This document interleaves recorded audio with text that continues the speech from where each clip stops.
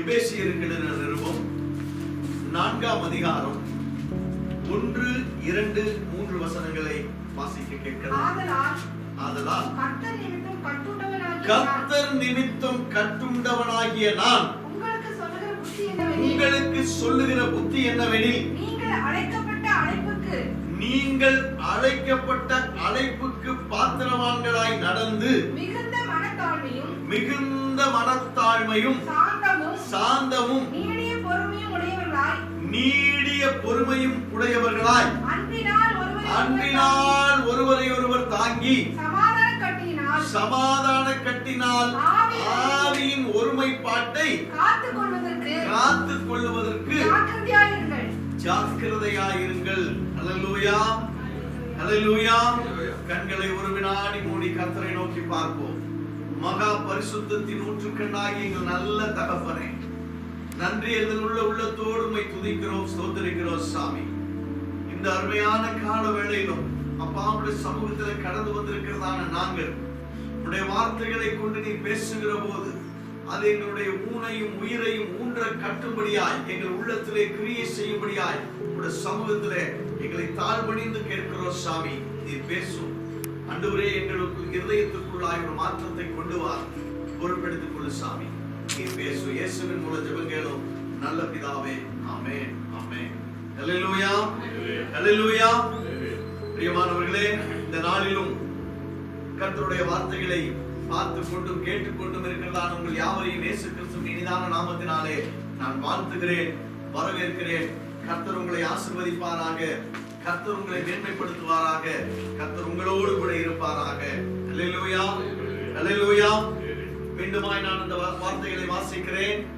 கர்த்தர் நிமித்தம் கட்டுண்டவனாகிய நான் உங்களுக்கு சொல்லுகிற புத்தி என்னவெனில், நீங்கள் அழைக்கப்பட்ட அழைப்புக்கு பாத்திரவான்களாய் நடந்து மிகுந்த மனத்தாழ்மையும் சாந்தமும் நீடிய பொறுமையும் உடையவர்களாய் அன்பினால் ஒருவரை ஒருவர் தாங்கி சமாதான கட்டினால் ஆவியின் ஒருமைப்பாட்டை காத்துக் கொள்வதற்கு ஜாக்கிரதையாயிருங்கள்.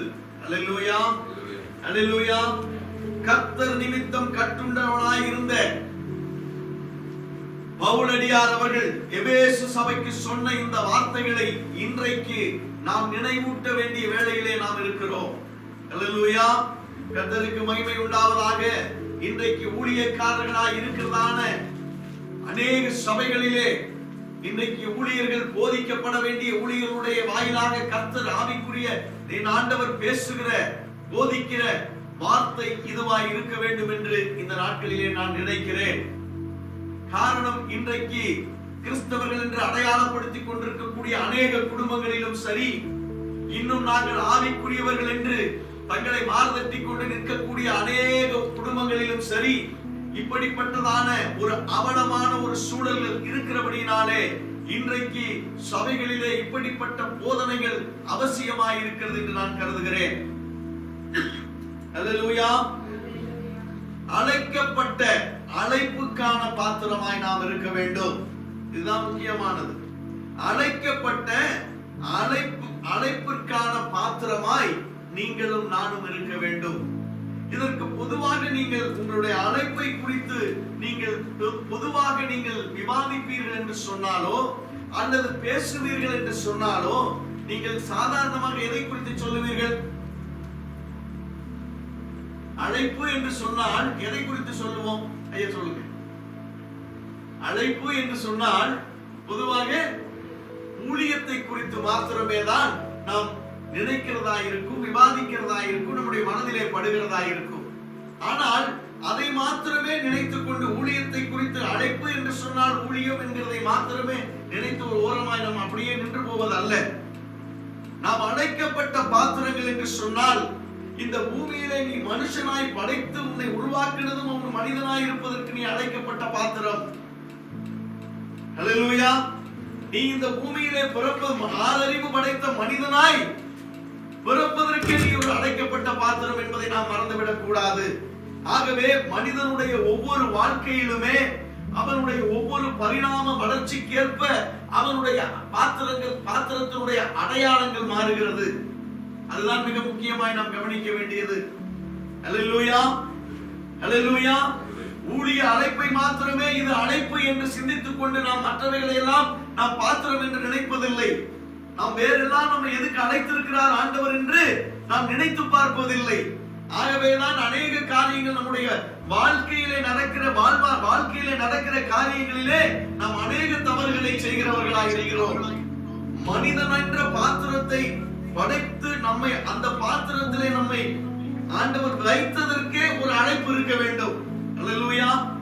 அந்த அழைப்பும் தெரிந்து கொள்ளுதலும் தாயின் கருவிலே உன்னையும் என்னையும் தெரிந்து கொண்டதன் நிமித்தம் தேவன் நம்மை இந்த கனமான இந்த மனுஷன் என்கிறதான பாத்திரத்தை நமக்கு கொடுத்திருக்கிறார்.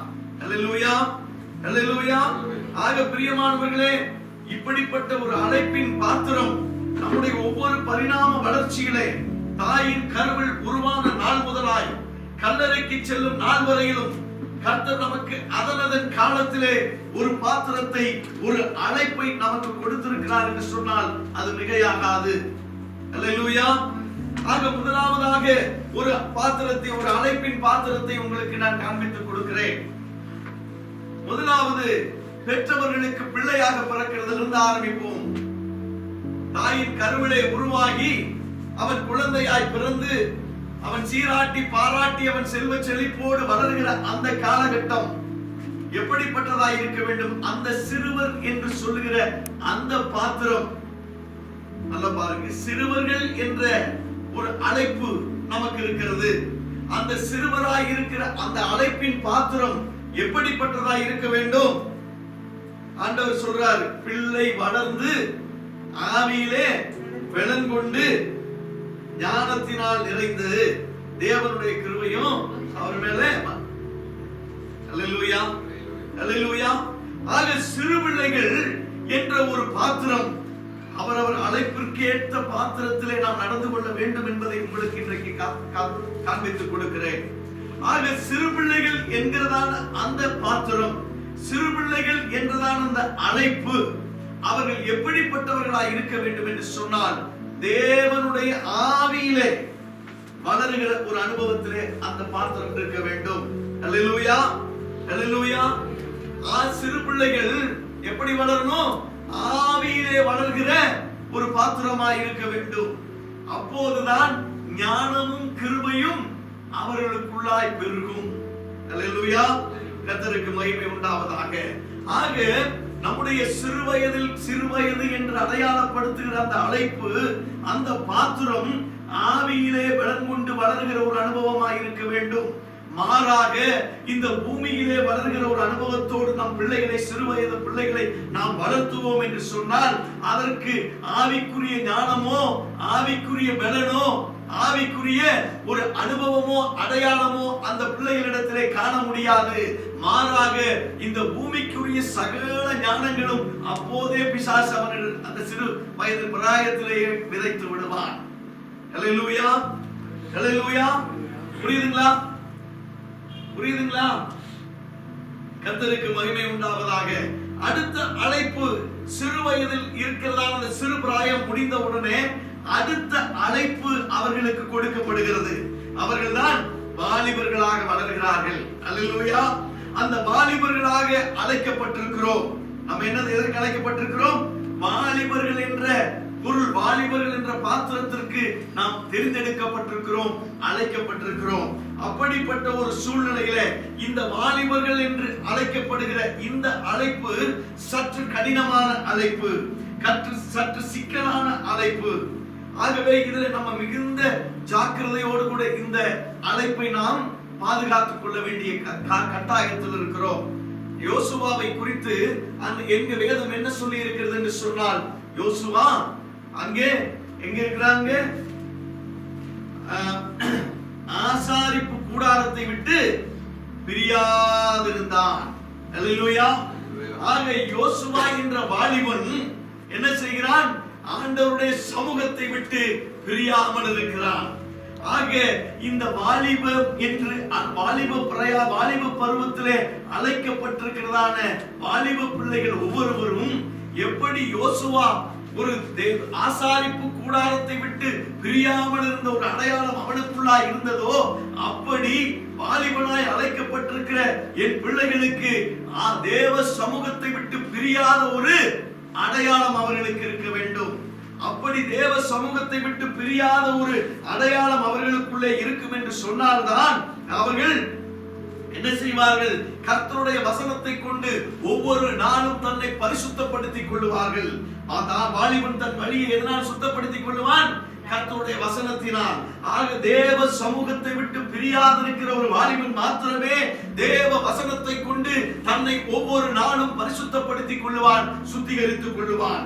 அது மாத்திரமல்ல, வாலிப பிரயாயத்திலே உன் சிருஷ்டிகளை நினை என்று சொன்ன வார்த்தை எப்போது வரும்? தேவ சமூகத்திலே அவன் பிரியாமல் இருப்பான் என்று சொன்னால், கர்த்தருடைய வசனம் அவனுக்குள்ளாய் கிரியை செய்யும் என்று சொன்னால், அவன் என்ன செய்வான்? அவருடைய கர்த்தருடைய சிருஷ்டிகளை நினைத்துக் கொண்டே இருப்பான். அல்லேலூயா, அல்லேலூயா, கர்த்தருக்கு மகிமை உண்டாவதாக. அது மாத்திரமல்ல பிரியமானவர்களே, வாசிப்போம். லூக்கா எழுதின சுவிசேஷம் 2ஆம் அதிகாரம் 51, 52 வசனத்தை வாசிப்போம்.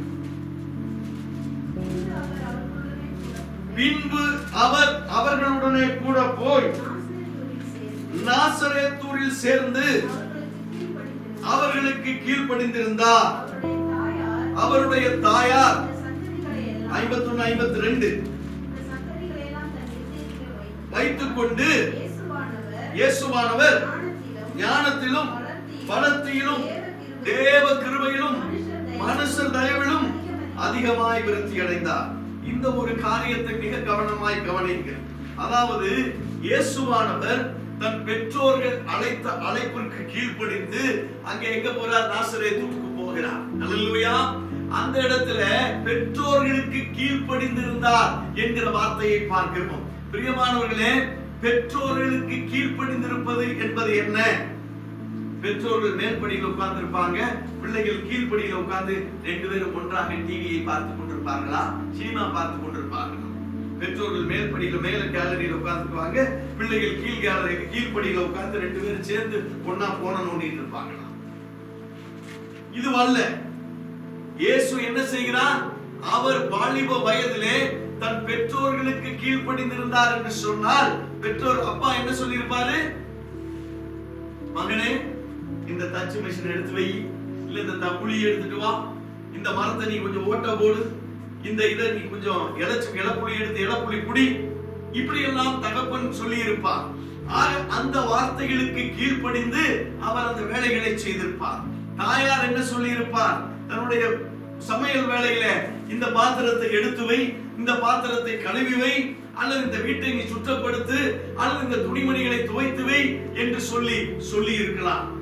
ஆக அந்த வேலைகளை எல்லாம் பெற்றோர்கள் என்ன வேலைகளை சொன்னார்களோ அந்த வேலைகளை எல்லாம் கீழ்ப்படிதலோடு கூட இயேசுவானவர் செய்தார் தன்னுடைய வாலிப பிரயாயத்திலே. அல்லேலூயா. இதுதான் மிக முக்கியம். ஆக இன்றைக்கு வாலிப பருவத்திற்கென்று அழைக்கப்பட்டிருக்கிறதான நம்முடைய பிள்ளைகள் எப்படி இருக்கிறார்கள்? பெற்றோர் தகப்பன் சொல்லுகிற வேலைகளுக்கு உதவியா இருக்கிறார்களா? தன்னுடைய தாயின் வேலைகளுக்கு உதவியா இருக்கிறார்களா? என்ன சொன்னா, நான் படிக்கிறேன், இந்த பாத்திரத்தை எடுத்து வை, நான் படிக்கிற வேலை, கொஞ்சம் உதவி செய், நான் படிக்கிற வேலை. கடைசியில போற வீட்டுல பொம்பளை பிள்ளைகளா இருந்தா போன வீட்டுல பெருமையா சொல்லலாம். நம்ம என்னன்னு சொன்னா, என் பிள்ளைக்கு வேலையே செய்ய தெரியாதுங்க, அப்படி நான் வளர்த்திருக்கிறேன், தூக்கி போட்டு 4 மிதிப்பான். இதுதான் நடக்கும். ஒரு வேலை செய்ய தெரியாது, உனக்கு வெட்கமா இல்லையான்னு கேட்பான். பெண் பிள்ளைகளுக்கு வேலைகளை கற்றுக் கொடுத்து பிள்ளைகள் வளர்த்தப்பட வேண்டும், அதுதான். ஆனால் ஆண் பிள்ளைகளும் சொல்படி கேட்டு அவர்களும் பெற்றோர்களுக்கு கீழ்ப்படிந்து உதவி செய்கிறவர்களாய் இருக்க வேண்டும், ஊரச்சுத்தரவர்களாய் இருக்கக்கூடாது. ஆக இந்த வாலிபம் என்று சொல்கிற இந்த வாலிப வயதிற்கேற்ற அழைப்பை பெற்றுக் கொண்டதான நீயும் நானும் இயேசுவை போன்று கீழ்ப்படிதல் உள்ளவர்களாக பெற்றோர்களுக்கு வீட்டு வேலையில மற்ற வேலைகள் எல்லாவற்றிலும் உதவிகரமாக இருக்கிறது தான் உன்னுடைய பாத்திரத்திற்கேற்ற அழைப்பு. அல்லேலூயா, அல்லேலூயா, கர்த்தருக்கு மகிமை உண்டாவதாக. அது மாத்திரமல்ல பிரியமானவர்களே, இது முடிஞ்சதுக்கு அப்பதான் தேவ கிருபையில வளர முடியும், ஞானம் வரும், மனுஷ தயவு கிடைக்கும். எல்லாம் அப்பதான் கிடைக்கும். நாம பேசாம கையில் நீட்டி போட்டு உட்காந்துருக்கலாம். பெற்றவங்க வேலை செய்வாங்க, அவன் வேலைக்கு போயிட்டு வருமா, அம்மா கஷ்டப்பட்டு வேலை செஞ்சுட்டு இருப்பா, எல்லாம் நம்ம உணர்ந்து வேலைக்கு கொட்டி அவிச்சு போடுவாங்க, கொட்டி நல்லா திருப்தியா சாப்பிட்டுட்டு யாபம் விட்டுட்டு இருக்கலாம் என்று நினைப்பது இந்த அழைப்பு கேட்ட பாத்திரம் அல்ல. சிலவன் என்ன செய்வான், படிப்பை தவிர எல்லாத்தையும் செய்வான். அவனுக்கு கொடுக்கப்பட்ட காரியம் என்ன, படிக்கிற அழைப்பு. அந்த அழைப்பை விட்டுட்டு மீதி எல்லா வேலையும் செய்வான். சோ இவைகள் அல்ல. அடுத்ததாக இந்த வாலிப பிரயாணத்தினுடைய அழைப்பு முடிந்து விட்டது. அடுத்த அழைப்பு என்ன, ஒரு படிப்பு முடிஞ்சாச்சு, ஒரு வேலைக்கு போகிற அழைப்பு. ஆக ஒரு வேலைக்காரன் என்கிற ஒரு இடத்துல ஒரு நல்ல வேலை ஒரு ஸ்தாபனத்தில் கிடைத்து விட்டது. அந்த வேலையிலே நாம் எப்படி இருக்க வேண்டும், அந்த அழைப்பு எப்படிப்பட்ட அழைப்பு? நம்ம சாதாரணமா அழைப்பு என்று சொன்னாலே ஒருத்தர் சோழனா பையன் மாட்டிக்கிட்டு நான் ஊழியக்காரனா பைபிளை தூக்கிட்டு போறேன் அப்படிங்கிற அழைப்பு என்று நினைத்து விடக்கூடாது. ஒவ்வொரு பரிணாமத்திலையும் கர்த்தருடைய அழைப்பு நம்மை சார்ந்திருக்கிறது. கர்த்தருடைய அழைப்பு அதன் அடிப்படையில இருக்கிறது.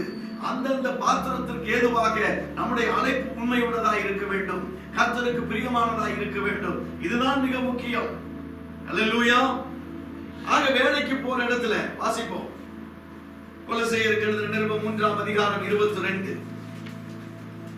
வேலைக்காரரே, சரீரத்தின்படி உங்கள் எஜமான்களாய் இருக்கிறவர்களுக்கு எல்லா காரியத்திலும் கீழ்ப்படிந்து நீங்கள் மனுஷனுக்கு பிரியமாய் இருக்க விரும்பாமல் பார்வைக்கு ஊழியம் செய்யாமல் தேவனுக்கு பயப்படுகிறவர்களாய் கபடமில்லாத இருதயத்தோடு ஊழியம் செய்யுங்கள். அல்லேலூயா. நம்ம இன்னைக்கு வேலைக்கு போறோம், முதலாளி வந்தா மட்டும் அவனுக்கு முன்பாக இதை போய் எடுக்கிற மாதிரி அதை போய் எடுக்கிற மாதிரி அப்படியே பம்பரமா சுத்துற மாதிரி நடிப்போம். ஆனால் வாங்குகிற சம்பளத்திற்கு கொடுக்கிற சம்பளத்திற்கு உண்மையுள்ளவர்களாய் நாம் வேலை செய்ய வேண்டும். பார்வைக்கான ஊழியம் அல்ல.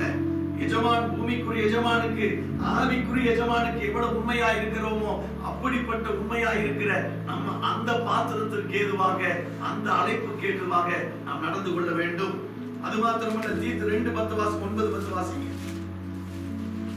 தீத்து 2:10 9:10 வாசி, 9வது வசனத்தையும் வாசிச்சாலும் வேலைக்காரர் தம்முடைய ஆமென் வேலைக்காரர் தேவனுடைய உபதேசத்தை ஆமென் எல்லாவற்றிலும் அலங்கரிக்கத்தக்கதாக தேவனுடைய உபதேசத்தை எல்லாவற்றிலும் அலங்கரிக்கத்தக்கதாக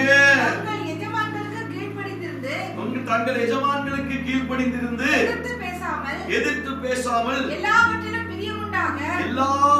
பிரியமுண்டாக நடந்து கொள்ளவும் திருடாமல் இருந்து சகல விதத்திலும் நல்ல உண்மையை காண்பிக்கவும். ஆமென். ஹல்லேலூயா. பாருங்க, வேலை செய்கிறதான ஒரு வேலைக்காரன் என்ற அழைப்பு நமக்கு. நம்முடைய வேலை செய்கிற இடத்துல நம்முடைய முதலாளி நம்ம இந்த காலகட்டங்கள் நமக்கு என்ன அழைப்பை ஆண்டவர் கொடுத்திருக்கிறார்? ஒரு இடத்துல பணி செய்யக்கூடிய ஒரு ஊழியன், ஒரு வேலைக்காரன் என்கிறதான ஒரு அழைப்பை கொடுத்திருக்கிறார். அந்த அழைப்பை வேலைக்காரன் என்கிற அழைப்பை கொடுத்திருக்கும் பொழுது அந்த அழைப்பிலே நாம் என்ன செய்ய வேண்டும்? திருடாமல், பொய் சொல்லாமல், எதிர்த்து பேசாமல் ஆமென் நடந்து கொள்ளவும், திருடாமல் இருக்கணும், சகல விதத்தில் நல்ல உண்மையை காமிக்கணும். திருடக்கூடாது, லஞ்சம் வாங்கக்கூடாது, கமிஷன் வாங்கக்கூடாது, கெட்ட பேர் எடுக்கக்கூடாது. இப்படிப்பட்ட உண்மையோடு நாம் இருக்க வேண்டும். ஆக வேலைக்காரன் என்கிற ஒரு அழைப்பை பெற்றுக்கொண்ட நீயும் நானும் அந்த ஸ்தானத்திற்கு கர்த்தருடைய உபதேசங்களை கொண்டு நாம் அங்கே அலங்கரிக்கிற பாத்திரமாய் நாம் இருக்க வேண்டும். அல்லேலூயா, அல்லேலூயா. ஆக அந்த பாத்திரம் நமக்கு ஒரு வேலை கிடைச்சிருச்சு, இந்த வேலையில நம்ம கிடைச்ச வரைக்கும் சுருட்டலாம் என்று நாம் நினைத்திருப்போம் என்று சொன்னால் அது தேவனுடைய அழைப்புக்கேற்ற பாத்திரம் அல்ல அது. அல்லேலூயா. கர்த்தருக்கு மகிமை உண்டாவதாக. அடுத்ததாக வேலை கிடைச்சாச்சு, இப்ப வேலை கிடைச்சு சம்பாதிக்க ஆரம்பிச்சாச்சு. இனி என்ன வேணும் நமக்கு? வாசிப்போம். 1 யோவான் 3ஆம் அதிகாரம் 15, 17, 18. 15, 17, 18 மூன்று வசனங்களை வாசிப்போம். தன் சகோதரனை பகைக்கிற எவனும் மனுஷ கொலைபாதகனாய் இருக்கிறான். மனுஷ கொலைபாதகன் எவனோ அவனுக்கு நித்திய ஜீவன் நிலைத்திராது. அவர் நம்முடைய ஜீவனை நமக்காக கொடுத்ததினாலே ஆமென் அன்பு என்னவென்று அறிந்திருக்கிறோம். ஆமென். நாமும் சகோதரருக்காக ஜீவனை கொடுக்க கடமைப்பட்டிருக்கிறோம். நம்முடைய சகோதரர்களுக்காக ஜீவனை கொடுக்க கடனாளிகளாய் இருக்கிறோம். ஒருவன் இவ்வுலக ஆஸ்தி உடையவனாய் இருந்து தன் சகோதரனுக்கு குறைச்சல் உண்டென்று கண்டு தன் இருதயத்தை அவனுக்கு அடைத்துக் கொண்டால் அவனுக்குள்ளே தேவ அன்பு நிலை கொள்ளுகிறது எப்படி? ஆம் பிரியமானவர்களே, வேலை கிடைத்து விட்டது, நல்ல வருமானம் வந்து கொண்டிருக்கிறது, கூட பிறந்த சகோதரன் இருக்கிறான், சகோதரி இருக்கிறார், இப்படி அநேக குடும்ப உறுப்பினர்கள் இருக்கிறார்கள். ஆனால் நான் மட்டும் கலெக்டராக, ஜில்லா கலெக்டராக இருந்து எல்லா சௌகரியங்களையும் அனுபவித்துக் கொண்டிருக்கிறேன். ஆனா ஒரு பையன் கிட்ட வரக்கூடாது. நீ ஒழுங்கா படிக்கல, அதனால நீ இப்படி விளக்காம தெரியற, நீ இந்த பக்கம் கிட்ட வந்துடாது. எத்தனை குடும்பங்களை பார்க்கிறோம். அதுவல்ல, குறைச்சல் உள்ளவர்களை கட்டாயம் விசாரிக்கிற ஒரு அன்பு, அந்த அழைக்கப்பட்ட, அதாவது உனக்கு ஒரு நல்ல நிரந்தரமான வேலையை கொடுத்து, நிரந்தரமான வருமானத்தை கொடுத்து, உன்னை அந்தஸ்திலும் ஆஸ்தியிலும் உயர்த்தி வைத்து பார்க்கிற அந்த பாத்திரம் அழைக்கப்பட்ட, அதற்கேற்ற அழைக்கப்பட்ட பாத்திரம், அந்த ஒரு ஸ்தானாதிபதியாய் அழைக்கப்பட்டிருக்கிற அந்த பாத்திரத்திலே நீ எப்படிப்பட்டவனாய் இருக்க வேண்டும்? கிறிஸ்துவனுடைய அன்பை வெளிப்படுத்துகிறவனாய் இருக்க வேண்டும். அல்லேலூயா, ஹல்லேலூயா. அந்த இடத்துல நீ கஞ்சனாவும், நீ உன்னுடைய இருதயத்தை அடைத்துக் கொண்டு உன்னுடைய குடும்பத்தாரை திரும்பி பார்க்காதபடிக்கு ஒருவேளை நீயும் நான் இருப்போம் என்று சொன்னால், அது கர்த்தருடைய பார்வையிலே அது அருவருப்பானதா இருக்கும். அது அழைப்பு, நாம் பெற்றுக்கொண்ட அழைப்பிற்கு அது மாத்திரம் அல்ல. ஏன் இதை சொல்லிட்டு வரேன்னு சொல்லிச்சுன்னா, கருவிலேயே நாம் அழிந்து போக வேண்டியவர்கள். நல்லா கேட்டுக்குங்க. நம்முடைய அழைப்பு சிறுவர்களாயிருந்து, வாலிபர்களாயிருந்து, நல்ல புதிய படிப்பை கொடுத்து, ஞானத்தை கொடுத்து, நல்ல ஒரு வேலை வாய்ப்பை கொடுத்து, இப்படி ஒவ்வொரு பந்தமாய் நம்மை ஆண்டவர் கொண்டு வந்து பாதுகாத்துக் கொண்டு வருகிறார். முதிர் வயது வரையிலும் நமக்கு ஒவ்வொரு அழைப்பை, ஒவ்வொரு பரிணாமத்தின் அழைப்பை நமக்கு கொடுத்து வந்திருக்கிறார். அந்த அழைப்புகளை நாம் தேவன் ஒரு காரணத்தோடு தான் அதை அனுமதித்திருக்கிறார். அந்த அழைப்புக்கேற்ற பாத்திரமானவர்களாய் நீங்களும் நானும் இருக்க வேண்டும். இல்லன்னா நம்மளை இவ்வளவு தூரம் கொண்டு வந்திருக்க வேண்டியது இல்ல. தாயின் கருவில் இருக்கும் போதே நம்மை அழித்து விடுவதற்கலாம். ஏன்னா பிசாசு அன்னைக்கே அழித்து விட வேண்டும் என்றுதான் ஒவ்வொருவருக்கும் எதிராக கங்கணம் கட்டி கொண்டிருக்கிறதை பார்க்கிறோம். அல்லேலூயா. ஆகவே சகோதரனுடைய அந்த சகோதரர்கள், சகோதரிகள் என்று தெரிந்தெடுக்கப்பட்ட, அழைக்கப்பட்ட பாத்திரமாய் இருக்கிற நீயும் நானும் அதற்கு பாத்திரவான்களாய், அதற்கு அடையாளம் உள்ளவர்களாய் இருக்க வேண்டும். அடுத்ததாக முடிந்து விட்டது இந்த வாலிப பருவமும், நல்ல ஒரு வேலை வாய்ப்பு கிடைத்தாகிவிட்டது. அடுத்தது என்ன? திருமணம். அல்லேலூயா. திருமணம் முடிந்தவுடன் திருமணத்துக்கு என்ன பார்க்கிறோம்? பொதுவாகவே திருமணத்துக்கு நம்ம சொல்லுவது எல்லாம் என்னவென்றால், கர்த்தருடைய சித்தம். பயோடேட்டாவோட போடுமா என்னன்னு? born again Christian, தமிழ்ல எழுதுவான் ரட்சிக்கப்பட்ட பெண், அப்படி நல்லா போட்டுருவான். எல்லாம் போட்டுட்டு கடைசியில் என்ன கேட்பான்?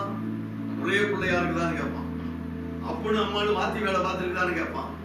ஏன்னு கேட்டா அப்பதான் கரெக்டா பென்ஷன் ஒரு ஜாகிர வரைக்கும் ஒரே பிள்ளையா இருக்குதான்னு கேட்பான். இதுல விசேஷமா கிறிஸ்தவன் என்ன சொல்லுவான்? டீச்சர் ட்ரைனிங் முடிச்சிருக்குதான்னு கேட்பான். இனி என்ன கேட்டா இப்ப ஐடியில வேலை பார்க்குதான்னு கேட்கறான். ஆக எவ்வளவு தேரும்? ஒரே பிள்ளையா இருந்தா தான் எல்லா சொத்து மொத்தத்துல அப்பனையும் அம்மாலையும் அடிச்சு கொண்டுட்டு மொத்தமா வசூல் பண்ண முடியும். ஆக இந்த நினைப்புல தான் இன்னைக்கு பொண்ணு தேடுறான். ஆனா போடுறது மட்டும் ரட்சிக்கப்பட்டது அதாக்கு இதாக்குன்னு அப்படியே எழுதுமா. இதுக்கே அவங்க அப்பனும் அம்மாலும் இன்னும் வாயை கூட்டி குறைச்சு எல்லாம் பேசுவான். எல்லாம் ஆண்டவர் தானே, எல்லாம் ஆண்டவரோட கிருபை, அப்படி இப்படின்னு எல்லா வியாக்கியானமும் பேசுவான். ஆனா அவனுடைய நோக்கம் எல்லாம் எங்க இருக்கும்? அவள் எதை கொண்டு வருகிறாள் என்பதை குறித்து தான் இருக்கும். அவனுடைய எதிர்பார்ப்பு, அவனுடைய அபிலாசை, அவளுடைய அல்லது அந்த பெற்றோருடைய அபிலாசையும் எதிர்பார்ப்பும் குறைஞ்சிருச்சுன்னா, ஒரு குண்டுமணி குறைஞ்சிருச்சுன்னாவே மாறிடும். அப்பதான் அவங்களோட ஒரிஜினல் அந்த அழைப்பு என்னங்கிறது தெரியும். அந்த அழைப்பு என்னங்கிறது தெரியும். அடுத்ததாக நான் கணவன் மனைவி என்கிற பந்தத்துக்குள் மாத்திரம் அந்த அழைப்பு எப்படிப்பட்டதா இருக்கும் என்று நான் சுருக்கமாக சொல்லி போக விரும்புகிறேன். கணவன் மனைவி என்கிற பாத்திரம் ஏதோ ஒரு உணர்ச்சிகளை தனித்துக் கொள்ளக்கூடிய பாத்திரம் என்று நாம் நினைத்து விடக் கூடாது. பிரியமானவர்களே, கணவன் மனைவி என்கிற பாத்திரம் உணர்வுகளை தனித்துக் கொள்கிறதா இருக்க வேண்டும். அல்லேலூயா. உணர்வுகளை பகிர்ந்து கொள்கிறதா இருக்க வேண்டும். நிறைய பேர் மனைவியை உட்கார்ந்து நான் என்னுடைய உணர்வுகளை பகிர்ந்து கொள்கிறேன் என்று நிறைய மாப்பிள்ளையை சொல்லுவாங்க. எப்படி சொல்லுவாங்க தெரியுங்களா? உட்கார வச்சு, அம்மா நல்லா கவனமா கேளு, எனக்கு இப்படி, எனக்கு அந்த மாதிரி, நான் இப்படித்தான் இருப்பேன், எங்க அம்மா இப்படித்தான் இருப்பா, எங்க அப்பா இப்படித்தான் இருப்பான், எல்லாத்தையும் தன்னை அடையாளப்படுத்தி அவளை மூளையில உட்கார வைக்கணுங்கிறத பற்றிதான் நான் நீ உணர்ந்து கொள்ளும்படியாக என்னுடைய உணர்வுகளை தெரிவிக்கிறேன்னு சொல்லுவான். உணர்வுகளை பகிர்ந்து கொள்வது என்பது உண்மை டிராபிக் அல்ல. அல்லேலூயா. அவனுடைய உணர்வுகளையும் நீ பகிர்ந்து கொள்கிறவனாய் இருக்க வேண்டும். அதுதான் மிக முக்கியம். ஆக அது மாத்திரமல்ல, மிக முக்கியமான ஒரு காரியம், அதாவது இந்த மனைவி என்கிற பாத்திரம் தானாக வந்த பாத்திரம் அல்ல, தானாக தேடிக்கொண்ட பாத்திரம் அல்ல. கர்த்தர் மனிதன் தனிமையாய் இருப்பது நல்லது அல்ல என்று சொல்லி அவனுக்கு ஏற்ற துணையை உண்டாக்குவேன் என்று சொல்லி கர்த்தர் கொடுத்த பாத்திரம். அல்லேலூயா. அப்போ அது கர்த்தர் கொடுத்த, இந்த பூமியிலே கர்த்தர் கொடுத்த விலையேறப்பட்ட பரிசு. எப்படிங்க? மனைவி என்பவள் ஒரு புருஷனுக்கு கர்த்தர் கொடுத்த விலையேறப்பட்ட பரிசு. அந்த பரிசை போற்றி பாதுகாக்க தெரிந்தவன் தான் புருஷன் என்கிற பாத்திரம். அல்லேலூயா. புருஷன் என்கிற அழைப்புக்கு ஏற்ற பாத்திரம், அதை உணர்ந்து கொள்கிறவன் தான். அது மாத்திரமல்ல பிரியமானவர்களே, மனைவியானவன் பலவீனமான பாண்டமாய் இருக்கிறார். இவள் பலவீனமான பாண்டமாய் இருக்கிறார் என்பதை ஓபன் டிக்ளரேஷன் ஆண்டவர் கொடுத்திருக்கிறார் வேதத்துல. அல்லேலூயா.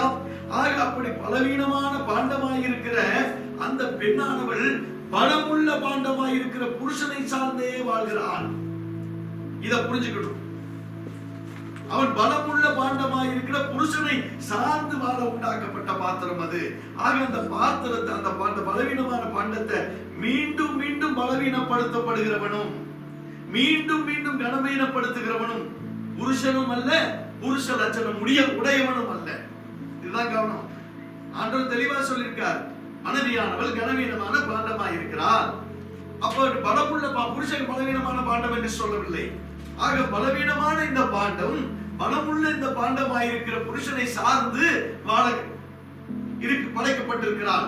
அப்படி இருக்கும் பொழுது அதை போற்றி பாதுகாக்காதபடிக்கு இவன் அவளை மீண்டும் மீண்டும் பலவீனப்படுத்தவோ கனவீனப்படுத்தவோ இருந்தால் அது புருஷ லட்சணமாய் இருக்க முடியாது. அல்லேலூயா. அது மாத்திரமல்ல, நாம் இன்றைக்கு அநேக பாட்டெல்லாம் பாடுவோம்.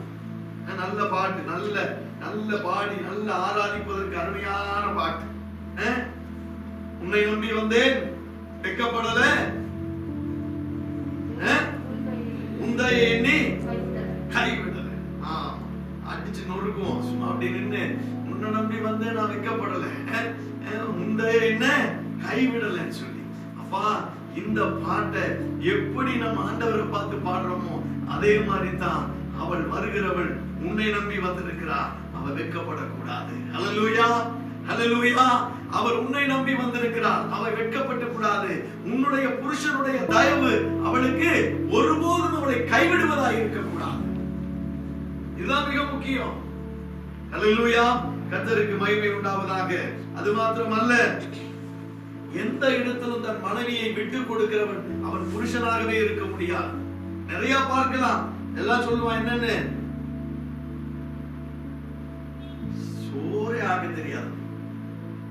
4 பேர் 10 பேர் உட்கார்ந்து இருப்பான். என்ன சொல்லுவான்? சோறே ஆக தெரியாது. செய்யற சோத்துல ஒண்ணுமே இருக்காது. எங்க அம்மா சமைக்கிற சமையலை பாருங்க. எப்படி எல்லாத்துக்கும் முன்னால் இப்படித்தான் விட்டு கொடுப்பார்கள். ஆக வீடு சுத்தமா வைக்க தெரியாது. இதற்கு என்று குறை கட்டிய மனைவியை குறை சொல்லுகிற ஒரு காரியம். நீ புருஷன் என்கிற பாத்திரம் அந்த அழைப்புக்கேற்ற பாத்திரமானாய் நீ இருக்க முடியாது. கட்டிய மனைவியை, நம்ம கர்த்தர் உனக்கு கொடுத்த துணையை நீ எப்போது குறை சொல்லுகிறாயோ அப்போது நீ அழைக்கப்பட்ட புருஷன் என்ற பாத்திரத்திற்கு தகுதியானவன் அல்ல. அது மாத்திரமல்ல பிரியமானவர்களே, எல்லாவற்றுக்கும் மேலாக அந்த பிறந்த விட்ட சொல்லி சொல்லி காயப்படுத்துவான், குத்தி கூறு போட்டுருவான். சோ அப்படிப்பட்ட பாத்திரம் எல்லாம் புருஷ லட்சணமே இல்லை பிரியமானவர்களே. அது மாத்திரமல்ல, மனைவியானவள் புருஷனுக்கு எல்லாவற்றிலும் கீழ்ப்படிந்து அடங்குகிறவளாய் இருக்க வேண்டும். அதுதான் புருஷனுக்கு கீழ்ப்படிந்து அடங்குகிற பாத்திரம். அவள் அழைக்கப்பட்டது அதற்காகத்தான். மனைவி என்று அழைக்கப்பட்டது அதற்காகத்தான். அவள் புருஷனுக்கு கிரீடமாய் இருக்க வேண்டியவள். தீராத புற்றுநோயா இருக்கக்கூடாது. புருஷனை எப்ப பார்த்தாலும் மட்டம் தட்டுறது, உனக்கு ஒண்ணும் தெரியாது, உனக்கு ஒண்ணும் தெரியாது, உனக்கு இதை செய்ய தெரியாது, உனக்கு அதை செய்ய தெரியாது, எனக்கு எல்லாம் தெரியும். நீ இதை சொல்றதுக்கா உனக்கு அந்த புருஷனுக்கு மனைவியா உன்னை வைத்திருக்கிறார் ஆண்டவர்? இல்லை. இப்படி சொல்ற குடும்பம் என்னைக்கு உருப்பட்டதாவே இல்லை. கர்த்தர் தனக்கு கொடுத்த புருஷன் தனக்கு தலையாய் இருக்கிறான். ஆக அந்த புருஷனை கனப்படுத்துகிறவளாய், அவனுக்கு கிரீடமாய் இருக்கிறவளாய் இருக்க வேண்டும். மாறாக அவனை மட்டுப்படுத்தி அவனை முட்டாளாக்கி ஒரு ஓரத்துல உட்கார வைக்கிற ஒரு நிலை எந்த குடும்பத்துல இருக்குதோ அந்த குடும்பம் உருப்பட்டதாக சரித்திரமே கிடையாது. ஆக பிரியமானவர்களே, மனைவி என்ற அழைப்புக்கு பாத்திரமான இருக்கிற பெண் பிள்ளைகள் அத்தனை பேரும் புருஷனுக்கு கிரீடமாய் இருக்க கற்றுக்கொள்ளுங்கள். அது மாத்திரமல்ல, எந்த சூழ்நிலையிலும் இன்னைக்கு வேலைக்கு போற பெண்கள் எல்லாம் எப்படி இருக்கிறாங்க, எவ்வளவு தூரம் பெற்றோர் கட்டிய புருஷனுக்கு எவ்வளவு தாழ்மை உள்ளவர்களாக அடங்கி நடக்கிறவர்களாக இருக்கிறார்கள். எத்தனையோ இடத்துல பாக்குறோம். U20, I20, U-Cook, I8ங்கிற கணக்குல தான் நான் சம்பாதிக்கிறேன், நீ வேலையை பாரு, நான் ஒரு வேலையை பார்க்கிறேன் நிலைமையில தான் இன்னைக்கு இருக்குது. ஆக அடங்கி ரெண்டு பேரும் உணர்ந்து போகிறவர்களாக இருக்க வேண்டும். அதுதான் அழைக்கப்பட்ட அழைப்புக்கு பாத்திரவான்கள். நீங்க எபேசியர் நிறுவனத்துல பாத்தீங்கன்னா எல்லாம் உங்களுக்கு எப்படி நீங்க ஒரு அழைக்கப்பட்ட அந்த அழைப்பின் பாத்திரத்துக்கு ஏற்று எப்படி நடக்க வேண்டும் என்பதை பவுல் அழகாக ஆவியானவரை கொண்டு சொல்லி இருப்பார் தெளிவாக. அல்லேலூயா. ஆகவே அடுத்ததாக ஒரு காரியத்தை சொல்லுகிறேன். எபேசியர் 5:31-32 வாசிப்போம். இத நிமித்தம் மனுஷன் தன் தகப்பனையும் தன் தாயையும் விட்டு தன் மனைவியுடன் இசைந்து ஒரே மாம்சமாய் இருப்பார்கள். இந்த ரகசியம் பெரியது. ஆமென். ஆமென். நல்லா பாருங்க, இது என்னன்னு கேட்டீங்கன்னா மிக முக்கியமானது. அதாவது கணவனும் மனைவியும் ஒரே மாம்சமாக இசைந்து இருக்கணும். அவங்களுடைய தாய் தகப்பனை விட்டு தனியா இருக்கணும். தனியா இருக்கணும்னா உங்களுடைய எண்ணங்கள், நினைவுகள், நீ தனியா இருக்கணும் பிசிக்கலாங்கிறது ரெண்டாவது. நீ உங்களுடைய ஆலோசனைகள், உங்களுடைய செயல்பாடுகள் எல்லாம் உங்கள் இருவரை சார்ந்து இருக்க வேண்டும். அது பெரிய ரகசியம். அது ஆண்டவர் சொல்றார் தெளிவா, பெரிய ரகசியம் அது. ஏனென்றால் அது கிறிஸ்துவுக்கும் சபைக்கும் இருக்கிற இணக்கத்தை போல, கிறிஸ்துவுக்கும் சபைக்கும் இருக்கிற உறவை போன்ற ஒரு மிகப்பெரிய ரகசியம் அது. ஆகவே எந்த ஒரு புருஷனும் சரி, எந்த ஒரு மனைவியும் சரி, கட்டாயம் அவர்களுக்குள்ளாய் ஒரு டிரான்ஸ்பரண்ட், அதான் ஆதாமும் ஏவாளும் நிர்வாணிகளாய் இருந்தும் அவர்கள் வெட்கப்படாதிருந்தார்கள் என்று நாம் வாசிக்கிறோம். ஆக அங்கு அவர்களுக்குள்ளாய் ஒரு டிரான்ஸ்பரண்ட் இருக்க வேண்டும். ஆக கட்டிய மனைவிய பெற்றவர்களிடம் விட்டு கொடுத்தாலும் சரி, அல்லது மற்றவர்களிடம் விட்டு கொடுத்தாலும் சரி, நீ கனவீனப்படுத்தா, நீ மனைவியை நீ கனவீனப்படுத்துவாய் என்று சொன்னாலும் சரி, கட்டிய புருஷனை இன்னைக்கு நிறைய குடும்பத்துல பார்க்கலாம். மனைவிமார்கள் எவ்வளவு தூரம் புருஷனை காட்டி கொடுத்து, புருஷன் இவனை ஒண்ணும் தெரியாது, இவனை இப்படி பண்றான் அப்படி பண்றான் பெற்றவர்களிடத்திலே சொல்லி எவ்வளவு காரியங்கள். இதைத்தான் நான் முதல்ல உங்களுக்கு சொன்னேன். இந்த செய்தியை கொடுப்பதற்கு முன்பாக நான் ஆரம்பத்திலே முன்னுரையாக சொன்னது, முகமுறையாக சொன்னது இதுதான்.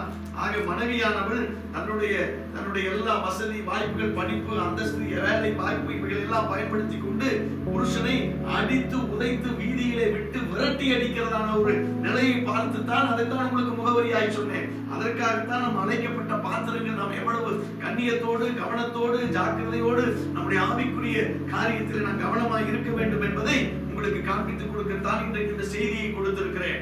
அல்லேலூயா.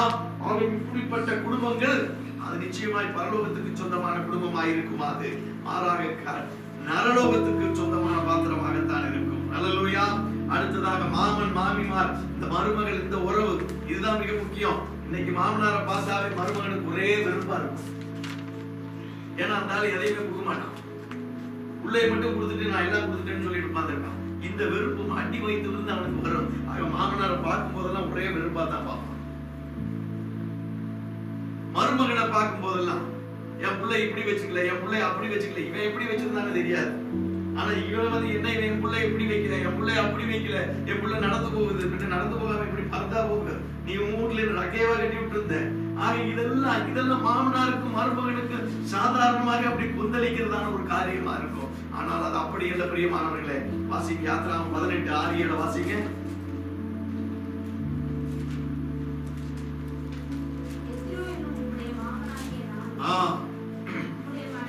ஆமென். ஆமென். ஸ்தோத்திரம். ஹல்லேலூயா. மோசே அங்க உள்ள இருக்கிறார். மாமனார் வந்திருக்கிறார். தம் மகளே, பிள்ளைகள் எல்லாம், பேர பிள்ளைகள் எல்லாம் கூட்டிட்டு வர்றார். நாம பார்க்க பிறந்த வயதான மருமகன் போய் நம்ம நேரா போய் அவன் முன்னால் நிக்கலாம் அப்படி என்று இல்லை. ஒரு கனம், ஒரு மரியாதை, வெளியில நின்று எப்படி சொல்றாரு, மருமகனுக்கு சொல்லி அனுப்புகிறார்.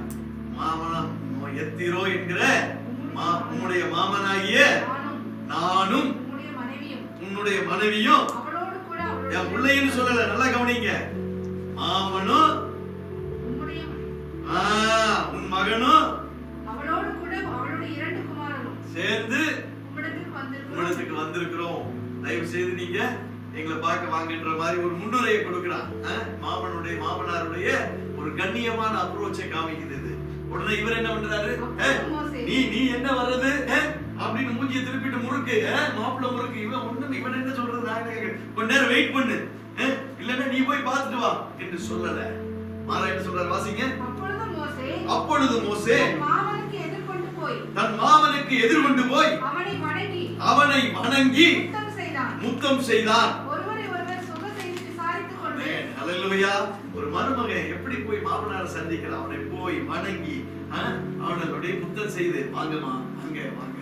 எவ்வளவு ஒரு மரியாதை, எவ்வளவு இந்த மாமனார் என்கிற பாத்திரம், மாமனார் என்ற அழைப்பு பெற்றவன் அப்படித்தான் இருக்க வேண்டும், மருமகன் என்ற அழைப்பு பெற்றவன் இப்படித்தான் இருக்க வேண்டும் என்று வேதம் ஒவ்வொரு பாத்திரத்தையும் அந்தந்த அழைப்பை குறித்து தெளிவாக நமக்கு விளக்கி காண்பிக்கிறது. பிரியமானவர்களே, ஆக இந்த வார்த்தைகள் கர்த்தருக்கு கீழ்ப்படுகிறவனோ, கர்த்தருடைய வசனத்துக்கு கீழ்ப்படுகிறவனோ இப்படிப்பட்ட கனத்தோடு மரியாதையோடு அவர்கள் நடந்து கொள்வார்கள்.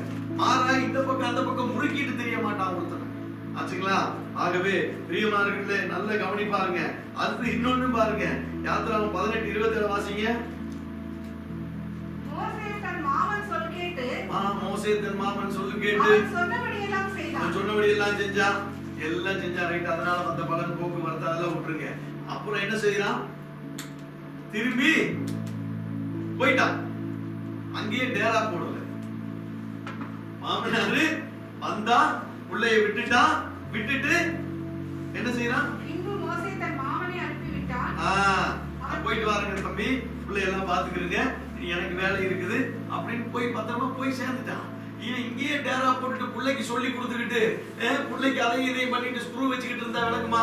ஆக இதெல்லாம் நேர்த்தியாய் நடக்க வேண்டியது. அழைக்கப்பட்ட அதனதன் பாத்திரத்திற்கு ஏற்ப அவரவர்களுடைய வாழ்க்கை முறை, வாழ்க்கை நெறி இப்படி இருக்க வேண்டும் என்பதை கர்த்தர் உனக்கும் எனக்கும் போதித்துக் கொண்டிருக்கிறார். அல்லேலூயா, அல்லேலூயா. கர்த்தருக்கு மகிமை உண்டாவதாக. அடுத்த பாத்திரம் தான் மிக முக்கியமா இந்த மாமியார் மருமகள். இந்த கல்யாணத்துக்கு முன்னால நல்லா பாருங்க, இத ஓலை வாசிக்கிறேன், சேலை வாசிக்கிறேன், இதெல்லாம் விட்டுறணும். ஒண்ணே ஒண்ணு மட்டும் சொல்லிட்டு வரும், மாமியாரும் மருமகளும் 2 பேரும் கல்யாணத்துக்கு சாலை கொடுக்கணும், கல்யாணம் கட்டி வைக்கணும்னு நான் உங்களுக்கு நினைச்சா நீங்க என்ன பண்ணணும், ரூத் சரித்திரத்தை நீ ஒரு 100 வாட்டி எழுதிக்குவா, நீ ஒரு 100 வாட்டி எழுதிக்குவா, எழுதிட்டு வந்து மனப்பாடமா என்கிட்ட சொல்லு, அதன்படி நீ சத்தியம் பண்ணு.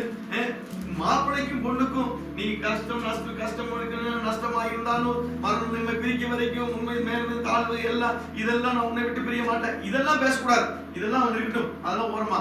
இந்த மாமியா மருமகளை நான் ரூத்தை போல இருப்பேன், நான் நகோமியை போல இருப்பேன், எப்படி உன் சுகத்தை மகளே நான் உன் சுகத்தை தேடாமல் இருப்பேனோ என்று சொல்லி சத்தியம் பண்ணு. எப்படி மருமகள் ஒண்ணு, ஐயோ நான் என் வீட்டு பெருமையெல்லாம் நான் பேசி எங்க அப்பா வீட்டுல நான் அப்படி இருந்தேன் இப்படி எல்லாம் நான் சொல்ல மாட்டேன், உன் கடவுள் எனக்கு கடவுள், உன் குடும்பம் என் குடும்பம், இப்படின்னு தான் நான் இருப்பேன் அப்படி இவ சத்தியம் பண்ணு.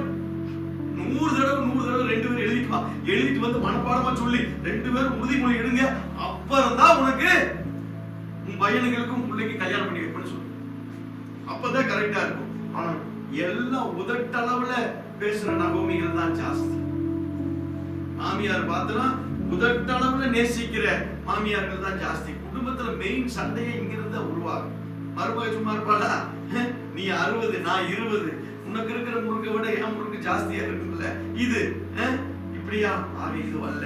ஆக பிரியமானவர்களே, மாமியார் என்ற அழைப்புக்கேற்ற பாத்திரவான்களாக நடந்து கொள்ளுங்கள், மருமகள் என்ற அழைப்புக்கேற்ற பாத்திரவான்களாக இருந்து நடந்து கொள்ளுங்கள். இதுதான் மிக முக்கியமான காரியம். ஆக இதெல்லாவற்றுக்கும் மேலாக சபை, இந்த சபைக்கு ஊழியன் எப்படி அழைக்க, ஊழியக்காரன் என்ற அழைப்பு எப்படிப்பட்டதாக இருக்க வேண்டும், அவன் முன்மாதிரியாக இருக்க வேண்டும். அவன் குற்றம் கண்டுபிடிக்க முடியாத நல் நடக்கை உள்ளவனாய் இருக்க வேண்டும். ஆரோக்கியமான வசனத்தை பேசுகிறவனாய் இருக்க வேண்டும். அந்த ஆரோக்கியமான வசனத்தை பேசும் பொழுது அந்த அவர்கள் குணப்பட வேண்டும். இந்த வசனத்தை கேட்டு அவர்கள் குணப்பட வேண்டும். எத்தனை வசனத்தை பேசினாலும் நாங்க குணப்பட மாட்டோமையான்னு நிக்கிறது வேற விஷயம். எத்தனை வசனத்தை சொன்னாலும் நான் குணப்படவே மாட்டேன். அது சீல், அது பிதுக்குன்னு பிதுக்குனா கூட திருப்பி தான் வரும் அப்படின்னு நினைச்சா அது வேறு. ஆனால் ஆரோக்கியமான வசனத்தை பேசவர்கள் குணப்படும்படியாக பேச வேண்டும். அதிகாரத்தோடு கண்டிந்து கொண்டு உபதேசிக்கிறவனாய் இருக்க வேண்டும். ஆவிக்குரிய தகப்பனுக்குரிய அரவணைப்போடு செயல்பட வேண்டும். ஆதாயத்திற்கல்லாமல். வாசிங்க 1 பேதுரு 5:2 வாசிங்க. 1 பேதுரு 5:2. ஆமென். நீங்கள் மேய்த்து கட்டாயமாய் அல்ல மனப்பூர்வமாயும் அவலட்சணமான ஆதாயத்துக்காக அல்லாமல் உற்சாக மனதோடும் கர்த்தர் கொடுத்த இந்த மந்தையில சுதந்திரமா பொய்யும் புரட்டையும் பேசி நல்ல அழகான வார்த்தைகளை பேசி பொய் சொல்றேன் தீர்க்கதரிசனம் சொல்றேன்னு சொல்லி கதையெல்லாம் விட்டு அந்த விசுவாசிகளை நாசமாக்குற ஊழியத்தை செய்யாத. அடுத்தது அவங்களுக்கு அந்த மந்தையை செய்யாத. அவங்க காசு கொடுப்பாங்க, பணம் கொடுப்பாங்க. ஐயோ கரெக்டா இத்தனை நாளைக்கு போய் கரெக்டா 10ஆம் தேதிக்குள்ள போனா கரெக்டா பணம் வரும், இல்ல அவங்க இதை வரும் அதை வரும்னு சொல்லி டிவியில போன் நம்பரை போட்டு போன் பே காமிச்சு இதுல அனுப்பு அதுல அனுப்பு, இங்க கொண்டு வந்து கொடு அங்க கொண்டு வந்து, இதெல்லாம் இந்த மாதிரி ஆதாயத்துக்காக நான் ஊழியம் செய்யாம மனரம்யமான ஊழியம் செய்கிறவனாய் இருக்க வேண்டும். அது மாத்திரமல்ல பிரியமானவர்களே, விசுவாசிகளுக்கும் கர்த்தருடைய சமூகத்திலே உங்களுக்கு துக்கத்தோடு அவர்கள் ஊழியம் செய்யக்கூடாது. சந்தோஷத்தோடு ஊழியம் செய்யும்படியாக விசுவாசிகள் ஊழியர்களுக்கு கீழ்ப்படிந்து நடக்கிறவர்களாய் இருக்க வேண்டும். அது மாத்திரமல்ல, விசுவாசிகள் என்ற வார்த்தை அழைப்பு பெற்றுக் கொண்டதான நீங்களும் நானும் எப்படி இருக்கணும்னா மற்ற விசுவாசிகளுக்கு முன்மாதிரியான விசுவாசிகளாய் இருக்க வேண்டும். ஆக பிரியமானவர்களே, விசேஷமா இந்த நாளிலே கர்த்தர் நம்மோடு கூட பேசின காரியங்கள், நாம் தாயின் கருவில உருவான நாள் முதலாய் நாம எந்தெந்த பாத்திரத்திற்கென்று அழைக்கப்பட்டிருக்கிறோமோ, நன்றாக கவனிங்க, நாம் எந்தெந்த பாத்திரத்திற்கென்று அழைக்கப்பட்டிருக்கிறோமோ அந்தந்த பாத்திரங்களோடு நாம் அந்தந்த பாத்திரங்களுக்கு சிறப்பு சேர்க்கிறவர்களாய் நாம் இருக்க வேண்டும். அல்லேலூயா. அந்த சிறப்பும் அன்பினால் வெளிப்படுத்தப்பட வேண்டியதாக இருக்க வேண்டும். காரணம், அன்பில்லாதவன் தேவனை அறியான். அது மாத்திரமல்ல பிரியமானவர்களே, சமாதான பிரபு நம்மை ஆளுகை செய்வது உண்மையானால் ஆவியின் ஒருமைப்பாட்டை காத்துக்கொள்ள நாம் ஜாக்கிரதை உள்ளவர்களாக இருக்க வேண்டும். ஆக பிரியமானவர்களே, அழைக்கப்பட்ட ஒவ்வொரு பாத்திரமும் ஒன்றுக்கொன்று தொடர்புள்ளது. அல்லேலூயா. நான் உங்களுக்கு காண்பித்து கொடுத்த ஒவ்வொரு அழைக்கப்பட்ட பாத்திரங்களும் ஒன்றுக்கொன்று தொடர்புடையது. அந்த ஒன்றுக்கொன்று தொடர்புடையபடியினாலே நம்முடைய அவயங்கள், நம்முடைய சரீரத்தில் இருக்கிற அவயங்கள், கை காலு கண்ணு மூக்கு வாய் சரீரம் எல்லாம் ஒன்றுக்கொன்று தொடர்புடையதாக இருக்கிறது. இது ஒன்று சிக்கினாலும் அந்த ஒரு மொத்த சரீரமும் ஊனமுற்ற சரீரமாய் பராலிசிஸ் அட்டாக் ஆன மாதிரி ஆகி போயிருக்கும். அது போல நீங்கள் கருவில் உருவான நாள் முதலாய் கடைசி அந்திம காலம் வரையிலும் கர்த்தர் உங்களுக்கு கொடுத்திருக்கிற ஒவ்வொரு அழைப்புக்கு ஏற்ற பாத்திரவான்களாய் நீங்கள் நடந்து சமாதான கட்டின அந்த வசனத்தை வாசிங்க. முதல் வசனம், மிகுந்த கர்த்தர் நிமித்தம் கட்டுண்டவனாகிய நான் உங்களுக்கு சொல்லுகிற புத்தி என்னவெனில், நீங்கள் அழைக்கப்பட்ட அழைப்புக்கு பாத்திரவான்களாய் நடந்து மிகுந்த மனத்தாழ்மையும் சாந்தமும் நீடிய பொறுமையும் உடையவர்களாய் அன்பினால் ஒருவரை ஒருவர் தாங்கி சமாதான கட்டினால் ஆவியின் ஒருமைப்பாட்டை கர்த்தர் காத்துக் கொள்வதற்கு ஜாக்கிரதை உள்ளவர்களாய் இருங்கள்.